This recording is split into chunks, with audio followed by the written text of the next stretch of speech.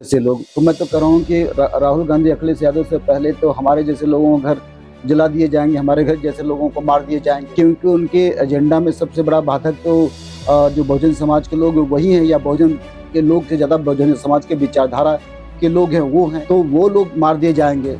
रही बात सुब्रत पाठक की उन बातों को जिसमें राहुल गांधी और अखिलेश यादव को टारगेट कर रहे हैं, तो उन्होंने नेपाल की क्रांति के माध्यम से देखने की कोशिश की है किसी धर्म किसी भी रूप में किसी भी तरह का धर्म को राज धर्म बनाना या सेकुलर धर्म बनाना ठीक बात नहीं है, बल्कि वैज्ञानिक चेतना के आधार पर एक वैज्ञानिक जिसको डॉक्टर B.R. अम्बेडकर कहते हैं कि लिबर्टी, इक्वालिटी, फर्टर्निटी और डेमोक्रेसी के माध्यम से कानून का राज होना चाहिए, मॉडर्न आधुनिक राज होना चाहिए। मेरा अभी भी स्पष्ट मानना है कि वर्तमान समय में तमाम तरह की जो हिंदूवादी संगठन आज भी बहुत ज़्यादा हावी हैं, सुप्रीम कोर्ट से लेकर के लोअर कोर्ट तक, क्लोजियन सिस्टम से लेकर के जो न्याय के परिभाषा उसमें तमाम तरहों पे हिंदूवादी संगठन के लोग अभी भी सक्रिय हैं।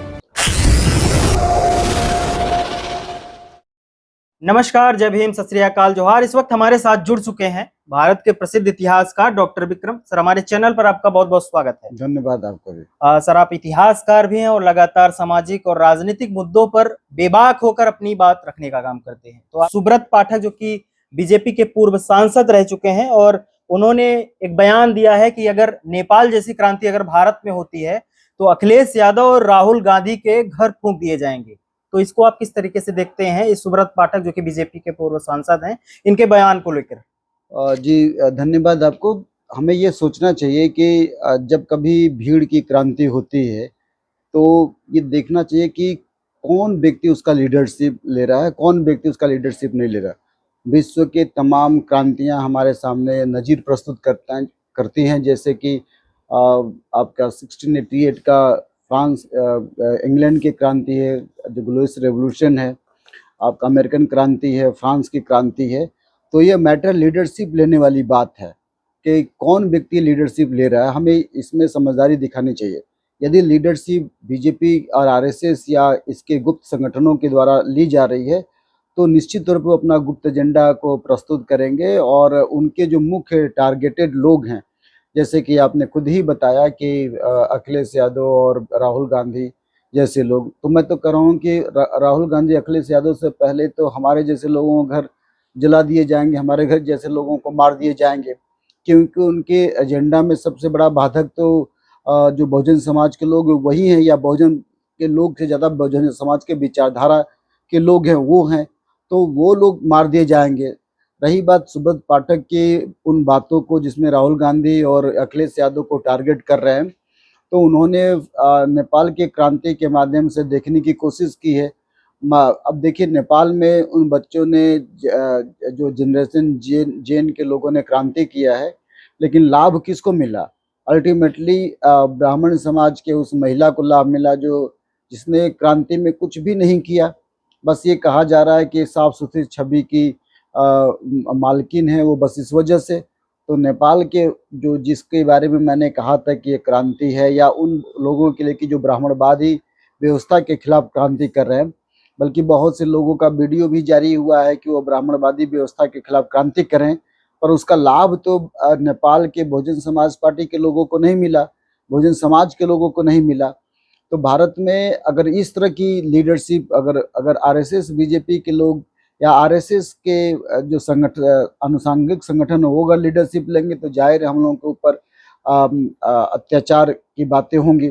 लेकिन अगर अगर अगर क्रांति बहुजन समाज के धड़े के लोगों के द्वारा की जा रही है तो जाहिर है कि जो मनुवादी व्यवस्था के लोग हैं उनको टारगेट किया जाना चाहिए या टारगेट किया जा सकता है।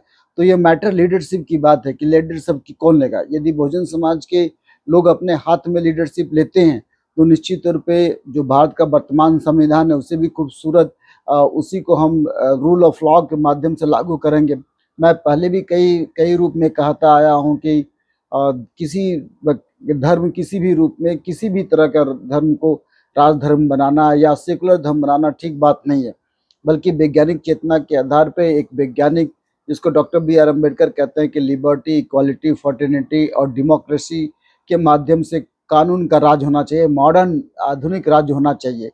मेरा अभी भी स्पष्ट मानना है कि वर्तमान समय में तमाम तरह की जो हिंदूवादी संगठन है आज भी बहुत ज़्यादा हावी हैं। सुप्रीम कोर्ट से लेकर के लोअर कोर्ट तक, कॉलेजियम सिस्टम से लेकर के जो न्याय के परिभाषा, उसमें तमाम तरहों पे हिंदूवादी संगठन के लोग अभी भी सक्रिय हैं। अगर भविष्य में कोई क्रांति हो तो मैं ये चाहूँगा कि जो हिंदू हेजिमनी है उसको समाप्त करने की कोई क्रांति हो। डॉक्टर बाबा साहब अम्बेडकर ने कहा था कि यदि भारत हिंदू राष्ट्र बना तो यह इस देश के लिए एक आपदा साबित होगा और यह लोकतंत्र के यंत्र और तानाशाही की शुरुआत होगी। तो जी, जो बाबा साहब की बात तो बिल्कुल सत्य है। बाबा साहब यह बात जब ये कह रहे हैं कि हिंदू राष्ट्र बनेगा, मैं तो ये कह रहा हूँ कि बाबा साहब के ज़माने से ही भारत एक हिंदू राष्ट्र रहा है। एक दिल्ली यूनिवर्सिटी के प्रोफेसर हैं, वो कहते हैं कि जो भी मेजॉरिटी धर्म होता है उसी का धर्म भारत पूरी दुनिया में लागू होते हैं। जैसे मसलन बांग्लादेश में मुसलमान हैं तो वहाँ पे सेकुलर कॉन्स्टिट्यूशन के बाद भी मुसलमानों का ही वर्चस्व है। पाकिस्तान में हालांकि राजधर्म है तो वहाँ पे इस्लाम है। बांग्लादेश में आप ये देखिए, श्रीलंका में देखिए मेजॉरिटी अगर सिंहली का है तो वहाँ पे तमिलियों के बावजूद भी उन्हीं का राज है। भारत में जब से सेकुलर कंट्री बना है तब से किसी न किसी प्रकार से केवल हिंदू धर्म के लोग का हावी हैं। तो कहीं न कहीं पूरे भारत में हिंदू रिलीजन डायरेक्टली इनडायरेक्टली शासन में है। संविधान के माध्यम से जाति समाप्त कर दी गई, पर क्या भारत में जाति समाप्त हो पाई? संविधान के माध्यम से सेकुलरिज्म को लाया गया, पर क्या कभी भारत सेकुलर बन पाया? संविधान के माध्यम से लिबर्टी इक्वालिटी को लाया गया, पर क्या भारत में कभी लिबर्टी इक्वालिटी फॉलो हो पाया? भारत में रिजर्वेशन की बात की गई, पर कभी भी रिजर्वेशन ठीक से लागू नहीं हो पाया। आज़ादी के समय से भारत में जो SC ST रिजर्वेशन है वो कभी लागू नहीं हो पाया। स्पेशल कंपोनेंट प्लान बना, ट्राइबल सब प्लान बना, आज तक उस प्लान को ठीक से लागू नहीं किया गया।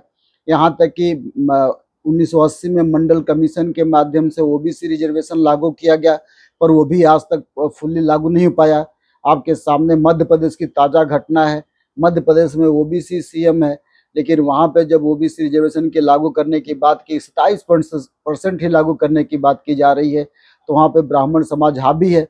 मसलन मैं ये कहूँगा कि 3% ब्राह्मण है और जिसके माध्यम से पूरा हिंदू समाज नाच रहा है, वो कहीं न कहीं ब्राह्मणवाद को अपने मेजॉरिटी हिंदू रिलीजन के जो लोग हैं उनके माध्यम से लागू करवाया है या कर रहा है।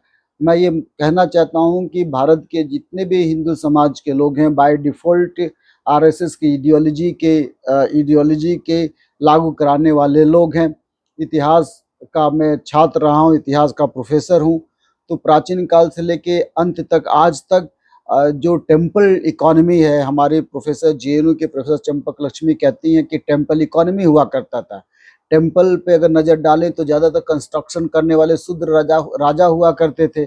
पल्लव की बात हो, चोल की बात हो, पाल की बात हो, यहाँ तक कि मौर्यन डायनेस्टी की बात हो, या अगर हम दिल्ली सल्तनत की बात करें, चाहे मुग़ल काल की बात करें, तो मुग़ल काल में भी शासक मुस्लिम होने के बावजूद भी कहीं ना कहीं हिंदू रिलीजियस जो आइडिया था उसको लागू करना चाहते थे या उसमें छिड़खानी नहीं किया। अनटचेबिलिटी का प्रैक्टिस लगातार बढ़ता रहा। यहाँ तक कि जब अंग्रेज आए तो अंग्रेजों ने इंटरफेयर, निश्चित तौर पर अंग्रेजों ने इंटरफेयर किया, लेकिन जितना इंटरफेयर करना चाहिए उस तरह का इंटरफेयर देखने को हमें नहीं मिला।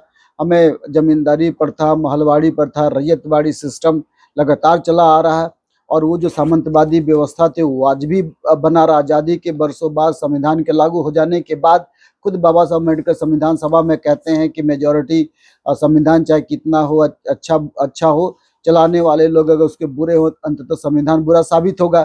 तो भारतीय संविधान अंततः बुरा साबित हो रहा है। लगातार उसके अंदर अमेंडमेंट किया जा रहा है, लगातार उसको बदलने की कोशिश की जा रही है। संविधान की जो मूल भावना है उसको, उसके स्ट्रक्चर में भी बदलाव लाने की कोशिश की जा रही है। लगातार उसके स्ट्रक्चर में बदलाव लाया गया। बीजेपी की सरकार ने सेकुलरिज्म शब्द को निकालने की कोशिश की, उस पर बहस करने की कोशिश की। तो संविधान की जो मूल भावना है उसमें भी छेड़खानी की जा रही है। संविधान के जो मौलिक अधिकार है उसमें भी छेड़खानी की जा रही है। 370 धारा किस प्रकार से लागू किया गया, आपके सबके सामने, हमारे सामने एग्जाम्पल है। ट्रिपल तलाक किस प्रकार से लाया गया, हमारे सामने इसका सबसे बड़ा एग्जाम्पल है।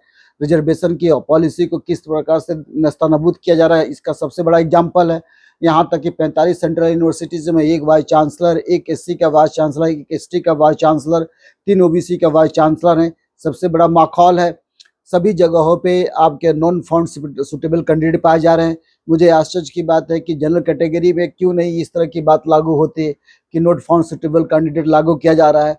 देश के अच्छे अच्छे जो वाइस चांसलर रहे हैं, देश के अच्छे अच्छे जो जिनको आप ये कह सकते हैं कि सेकुलर क्रेडेंशियल वाले लोग हैं, वो भी कहीं ना कहीं जब वाइस चांसलर बनते हैं तो वो भी रिजर्वेशन के पॉलिसी लागू कराने में नाकाम रहते हैं।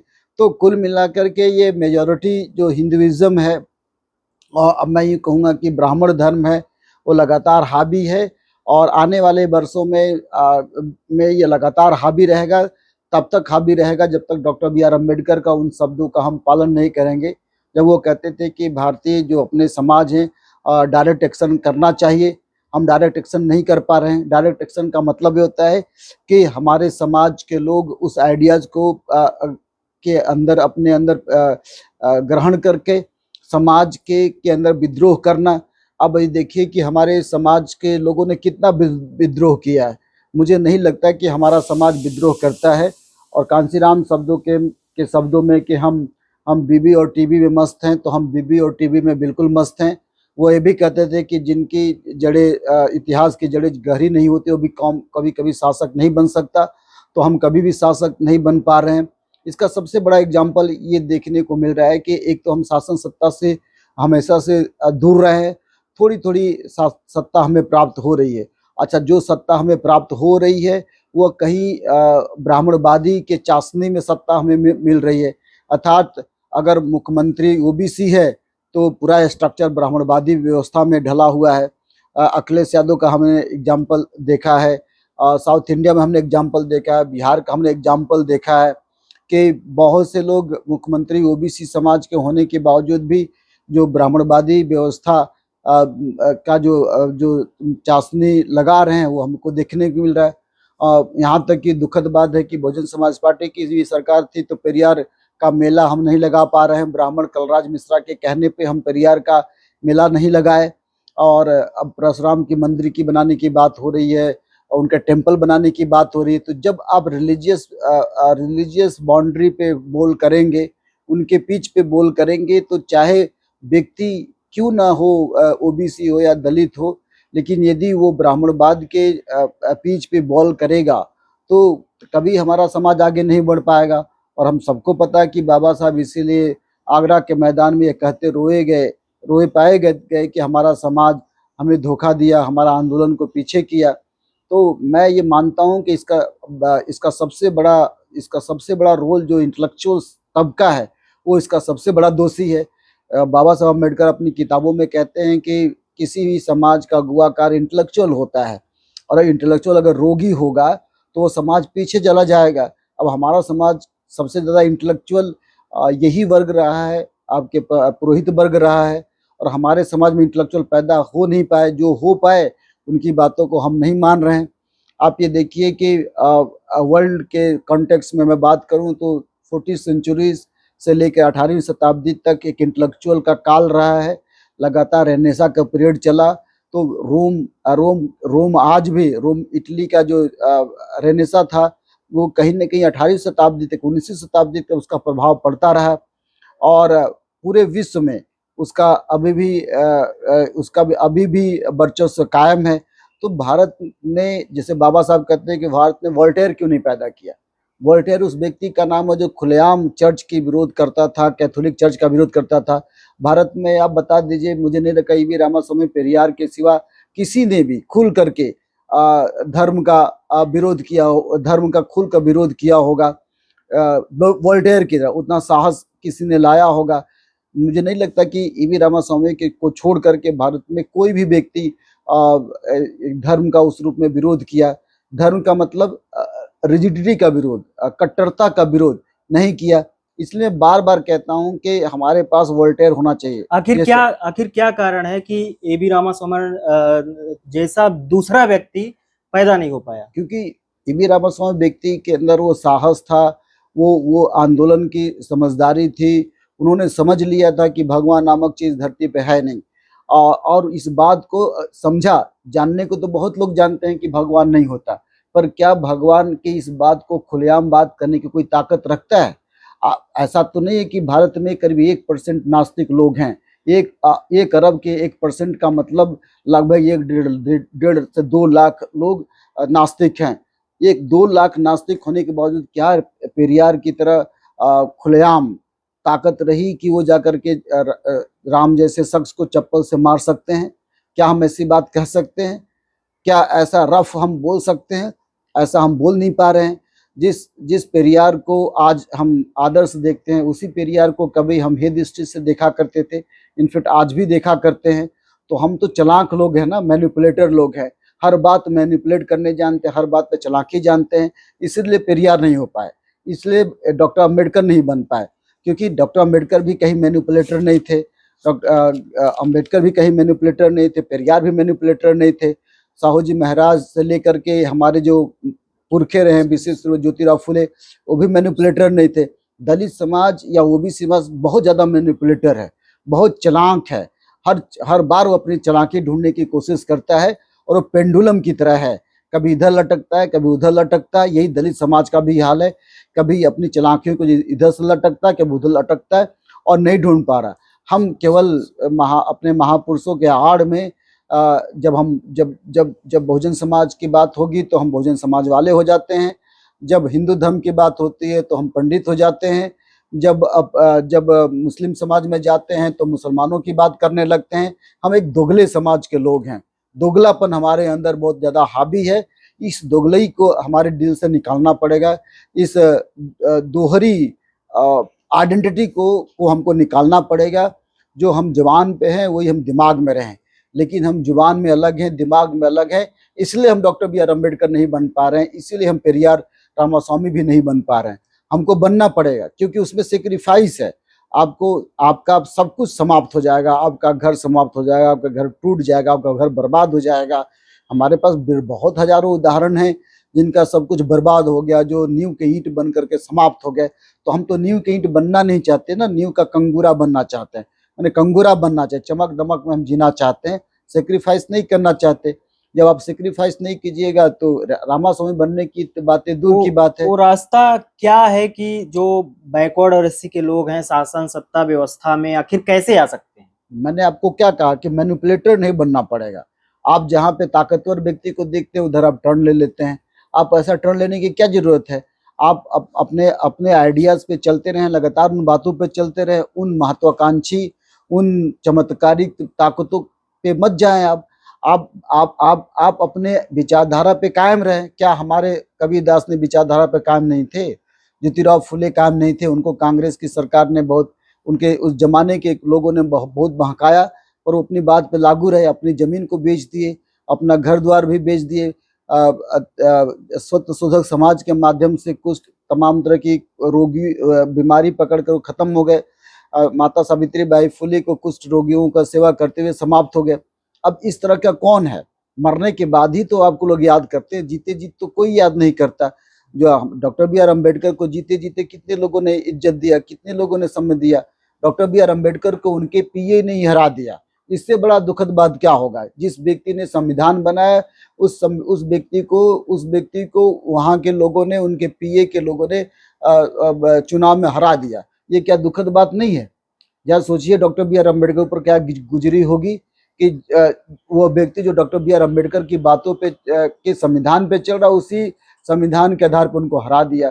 तो रास्ता ये है कि आप, सबसे बड़ी रास्ता ये है कि आपको जो लालच है ना, उस लालच को छोड़ना पड़ेगा, उस सेक्रीफाइस को छोड़ना पड़ेगा।